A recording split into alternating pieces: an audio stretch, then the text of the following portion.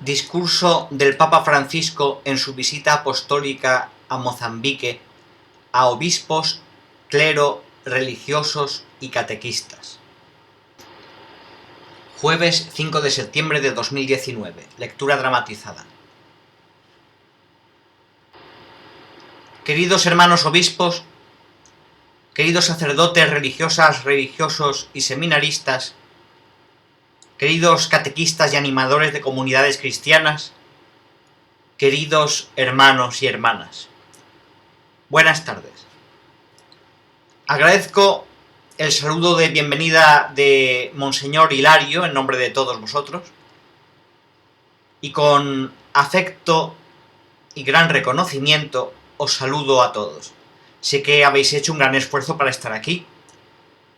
Juntos queremos renovar la respuesta al llamado que una vez hizo arder nuestros corazones y que la Santa Madre Iglesia nos ayudó a discernir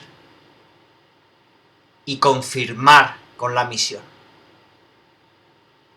Gracias por vuestros testimonios, que hablan de las horas difíciles y los desafíos serios que vivís, reconociendo límites y debilidades, pero también admirándoos de la misericordia de Dios. Me alegro escuchar de la boca de una catequista decir: somos una iglesia insertada en un pueblo heroico, que sabe de sufrimientos, pero mantiene viva la esperanza. Con ese sano orgullo por vuestro pueblo, que invita a renovar la fe y la esperanza, queremos renovar nuestro sí. ¡Qué feliz es la Santa Madre Iglesia al escucharos manifestar el amor del Señor y la misión que os ha dado! ¡Qué contenta está de ver vuestro deseo de volver siempre al amor primero! Apocalipsis 2:4. Pido al Espíritu Santo que os dé siempre la lucidez de llamar a la realidad con su nombre, la valentía de pedir perdón y la capacidad de aprender a escuchar lo que Él quiere decirnos. Queridos hermanos y hermanas, nos guste o no, estamos llamados a enfrentar la realidad tal como es. Los tiempos cambian y debemos reconocer que a menudo no sabemos cómo insertarnos en los nuevos escenarios. Podemos soñar con las cebollas de Egipto, Números 11:5, olvidando que la tierra prometida está adelante, no atrás. Y en ese lamento por los tiempos pasados, nos vamos petrificando, nos vamos momificando. No es buena cosa un obispo, un sacerdote, incluso un catequista momificado. No es bueno. En lugar de profesar una buena nueva, lo que anunciamos es algo gris que no atrae ni enciende el corazón de nadie. Esa es la tentación. Nos encontramos en esta catedral dedicada a la Inmaculada Concepción de la Virgen María para compartir como familia lo que nos pasa. Como familia que nació en ese sí que María le dijo al ángel. Ella ni por un momento miró hacia atrás. Es el evangelista Lucas quien nos narra estos acontecimientos del inicio del misterio de la Encarnación. Quizá en su modo de hacerlo encontremos respuestas a las preguntas que hoy habéis hecho. un obispo, un sacerdote, la hermana catequista. Los seminaristas no habéis hecho. Quizás podamos descubrir también el estímulo necesario para responder con la misma generosidad y premura de María. San Lucas va presentando en paralelo los acontecimientos vinculados a San Juan Bautista y a Jesucristo. Quiere que en el contraste descubramos aquello que se va apagando del modo de ser de Dios y de vincularse con Él en el Antiguo Testamento, y el nuevo modo que nos trae el Hijo de Dios hecho hombre. De un modo que en el Antiguo Testamento se va abajando.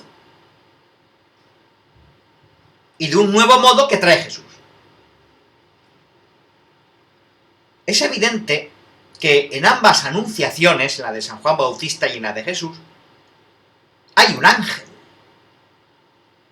Pero en una, la aparición se da en Judea, en la ciudad más importante, Jerusalén, y no en cualquier lugar, sino en el templo y dentro de él, en el Santo de los Santos.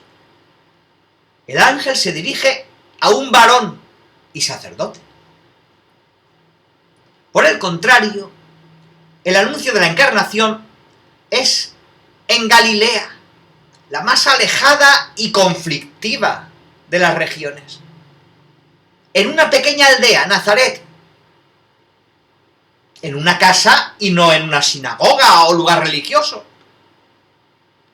Y se hace a una laica y mujer. ¿Qué ha cambiado? Todo. Cambió todo. Y en ese cambio está nuestra identidad más profunda. Vosotros preguntabais qué hacer con la crisis de identidad sacerdotal, cómo luchar contra ella. A propósito, lo que voy a decir relativo a los sacerdotes es algo que todos, obispos, catequistas, consagrados, seminaristas, estamos llamados a cultivar y desarrollar. Frente a la crisis de identidad sacerdotal, quizás tenemos que salir de los lugares importantes, solemnes.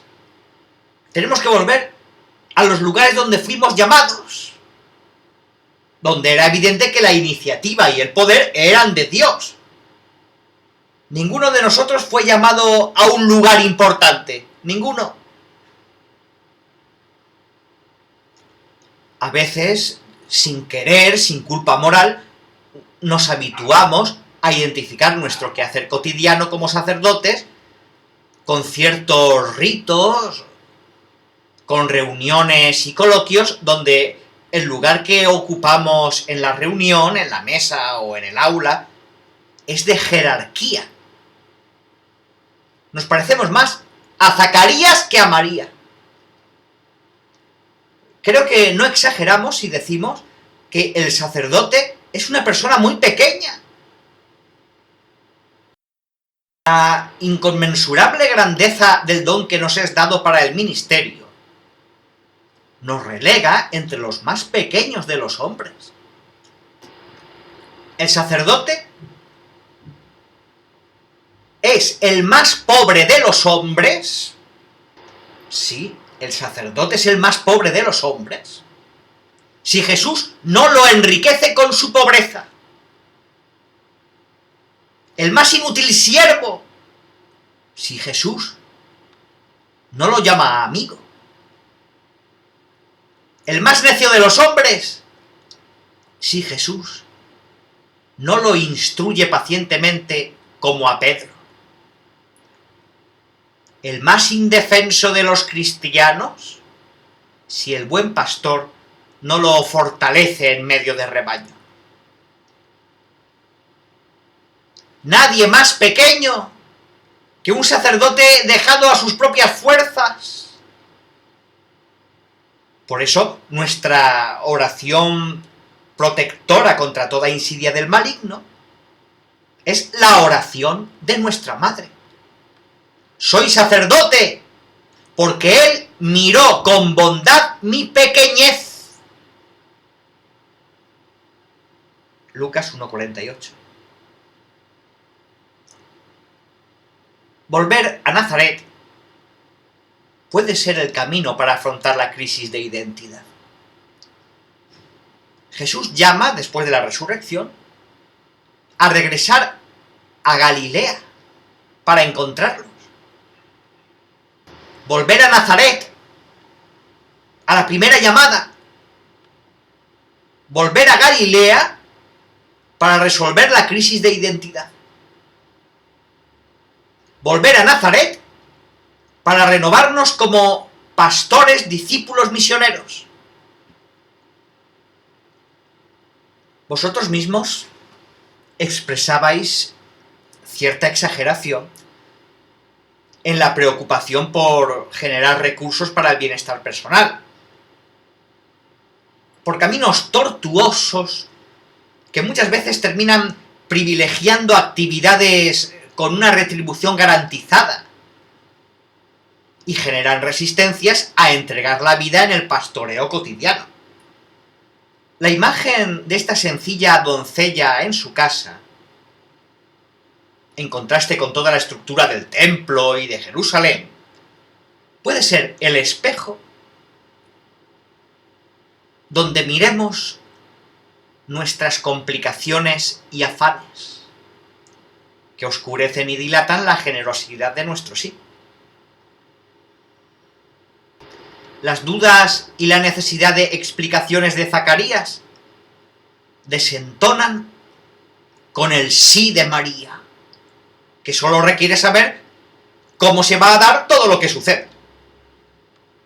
Zacarías no puede superar el afán de controlarlo todo. No puede salir de la lógica del ser y sentirse el responsable y autor de lo que suceda. María no duda, no se mira a sí misma, se entrega, confía.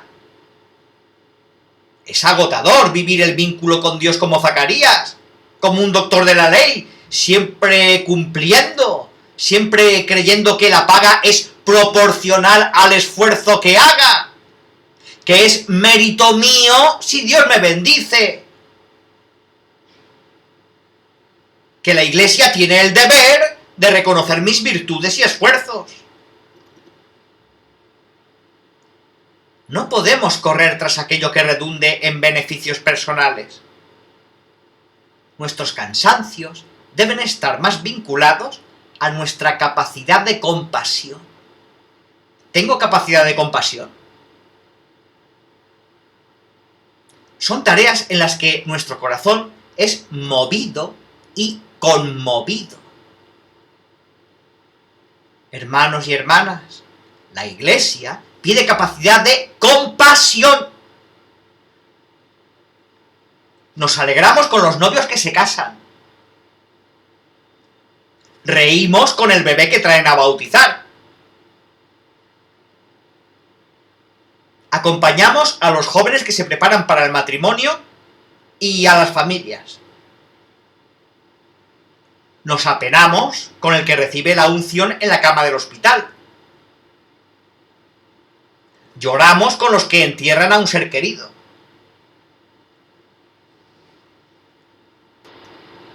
Entregamos minutos y días en pos de esa madre con sida,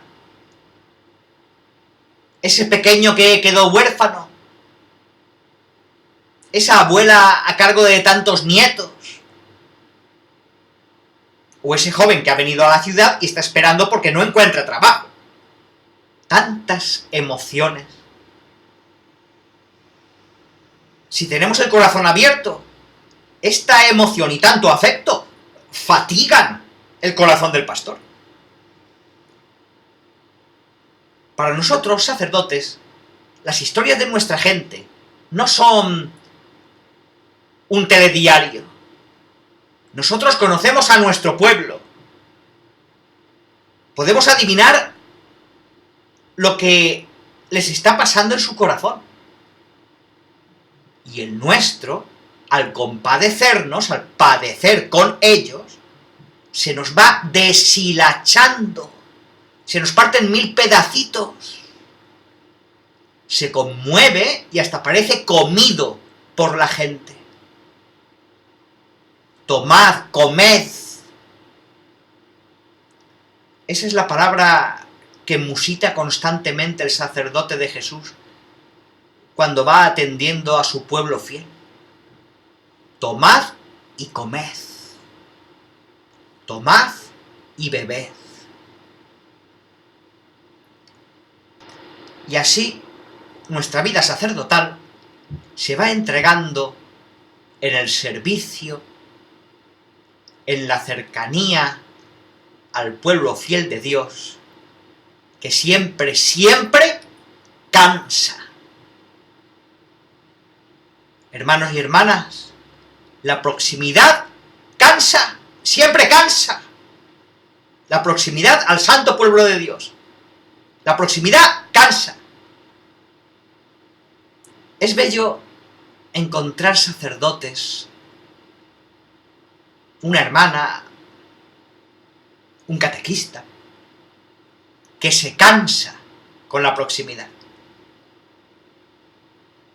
Renovar el llamado muchas veces pasa por revisar si nuestros cansancios y afanes tienen que ver con cierta mundanidad espiritual, por la fascinación de 1000 propuestas de consumo que no nos podemos quitar de encima para caminar libres por los senderos que nos llevan al amor de nuestros hermanos, a los rebaños del Señor, a las ovejitas que esperan la voz de sus pastores.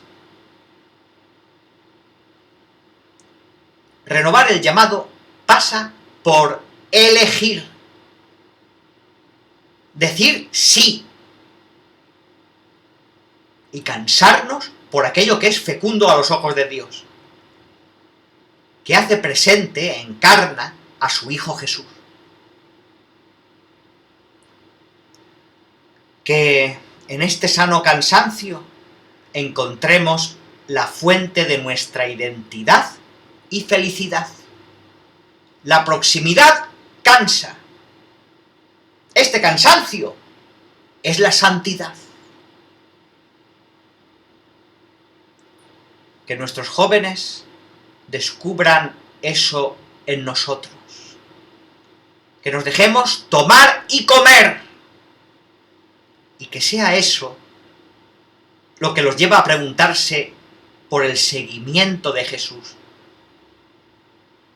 Que deslumbrados por la alegría de una entrega cotidiana no impuesta, sino madurada y elegida en silencio y la oración, ellos quieran dar su sí.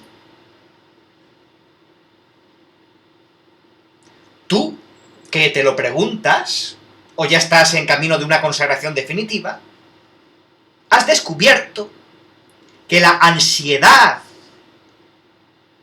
y la velocidad de tantos estímulos que nos bombardean hacen que no quede lugar para ese silencio interior donde se percibe la mirada de Jesús y se escucha su llamado.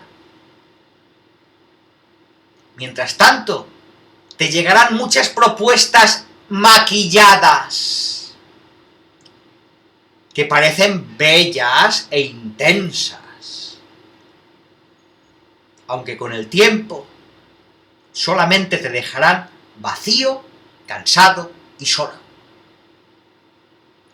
No dejes que eso te ocurra, porque el torbellino de este mundo te lleva a una carrera sin sentido, sin orientación, sin objetivos claros, y así se malograrán muchos de tus esfuerzos.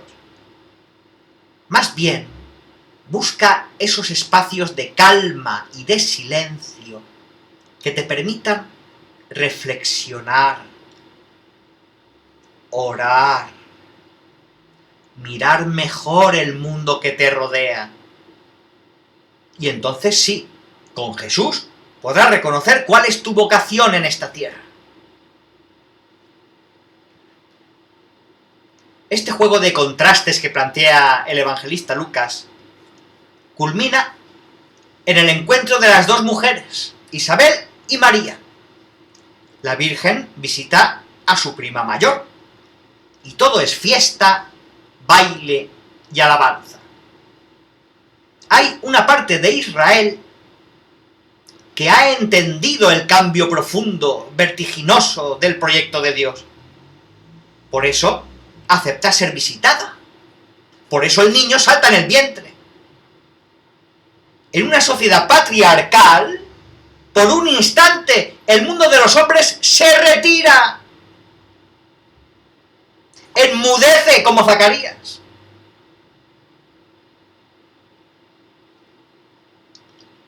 Hoy también nos ha hablado una catequista, una mujer mozambiqueña que nos ha recordado que nada les hará perder su entusiasmo por evangelizar, por cumplir con su compromiso bautismal.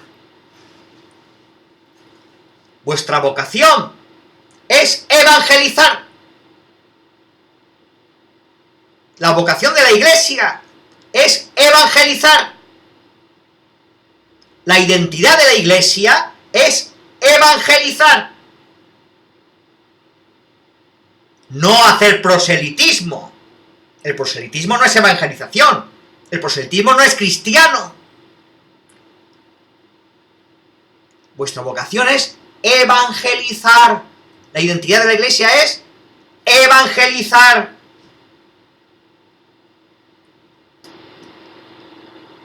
En ella están todos los que salen al encuentro de sus hermanos, los que visitan como María, los que al dejarse visitar aceptan gustosos que el otro los transforme al regalarle su cultura, sus modos de vivir la fe y de expresarla. La inquietud que expresas nos desvela que la inculturación siempre será un desafío, como este viaje entre estas dos mujeres que quedarán mutuamente transformadas por el encuentro, el diálogo y el servicio. Las iglesias particulares deben fomentar activamente formas, al menos incipientes, de inculturación. Lo que debe procurarse, en definitiva, es que la predicación del Evangelio, expresada con categorías propias de la cultura donde es anunciado, provoque una nueva síntesis con esa cultura. Aunque estos procesos son siempre lentos. A veces el miedo nos paraliza demasiado. Si dejamos que las dudas y temores sofoquen toda audacia, es posible que, en lugar de ser creativos, simplemente nos quedemos cómodos y no provoquemos avance alguno. Y en ese caso, no seremos partícipes de procesos históricos con nuestra cooperación, sino simplemente espectadores de un estancamiento infecundo de la Iglesia. La distancia entre Nazaret y Jerusalén se acorta, se hace inexistente por ese sí de María. Porque las distancias, los regionalismos y particularismos, el estar constantemente construyendo muros, atentan contra la dinámica de la encarnación, que ha derribado el muro que nos separaba. Efesios 2:14. Vosotros, que habéis sido testigos, al menos los mayores, de divisiones y rencores que terminaron en guerras, tenéis que estar siempre dispuestos a visitaros, a acortar las distancias.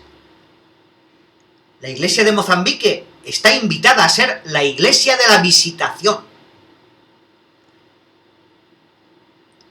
No puede ser parte del problema de las competencias menosprecios y divisiones de unos con otros, sino puerta de solución. Espacio donde sea posible el respeto, el intercambio y el diálogo. La pregunta formulada sobre qué hacer ante un matrimonio interreligioso nos desafía en esta tendencia asentada que tenemos a la fragmentación, a separar en vez de unir, como también lo es el vínculo entre nacionalidades, entre razas, entre los del norte y los del sur, entre comunidades, sacerdotes y obispos. Es el desafío, porque hasta desarrollar una cultura del encuentro en una pluriforme armonía, se requiere un proceso constante en el cual cada nueva generación se ve involucrada. Es un trabajo lento y arduo, que exige querer integrarse y aprender a hacerlo. Es el requisito necesario para la construcción de un pueblo en paz, justicia y fraternidad. Para el desarrollo de la convivencia social y la construcción de un pueblo donde las diferencias se armonicen en un proyecto común. Así como María fue a la casa de Isabel, como Iglesia, tenemos que aprender el camino frente a nuevas problemáticas, buscando no quedar paralizados por una lógica que enfrenta, divide, condena. Poneos en camino y buscad una respuesta a estos desafíos pidiendo la asistencia segura del Espíritu Santo. Él es el Maestro para mostrar los nuevos caminos a transitar. Reavivemos entonces nuestro llamado vocacional. Hagámoslo bajo este magnífico templo dedicado a María. Y que nuestro sí comprometido proclame las grandezas del Señor. Alegre el espíritu de nuestro pueblo en Dios nuestro Salvador, Lucas 1, 46, 47, y llene de esperanza, paz y reconciliación a vuestro país, a nuestro querido Mozambique. Os pido que, por favor, recéis y hagáis rezar por mí. Que el Señor os bendiga y la Virgen Santa os cuide. Gracias.